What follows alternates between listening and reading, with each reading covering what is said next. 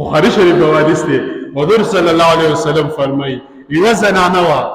ډېره زیاته ګناهګاره او هغې به زنا کوله هر قسمه ګناه به یې کوله یو ورځ یې کوهي ته لاړه اوبه څکي لګېده نو کوهي خواڅه یو سپی ولاړ دی هغه هم ژبه رایستلې ده د تندې نه او لګېده د کوهي غاړې ته چې کومې خټې دي په خټه باندې ژبه وایي ډېر زیات تږی دی نو دې خپلې اوبه وڅکلې او په زړه کې د ښځې رحم رالی چې دا سپی دی وګوره څومره تږی دی د تندې نه ژبه رایستلې ده او که دې له زه اوبه را وانخلم نو دا سپی به مړ شي د الله مخلوق دی حلال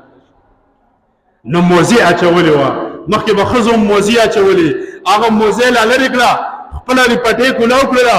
موزې پورې کلکه وتړله او کوهي ته یې کته ورکوزه کړله هغه موزه ډکه شوه بره یې راوخېجوله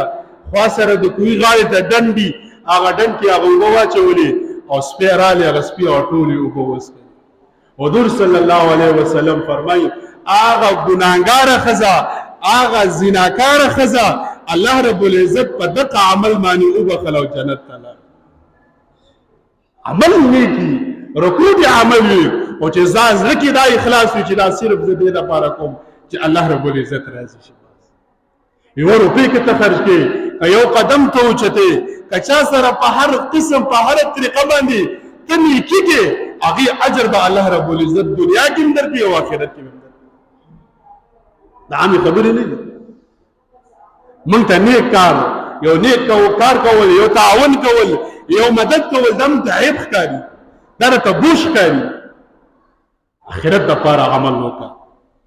دا مختصر زندگی ده دا صرف په دې باندې خرچه کړه ښه کارونه پکې وکړه د بدو نه پکې ځان وساته داسې عمل پکې وکړه او په دې نیت یې وکړه چې الله رب العزت باندې راضي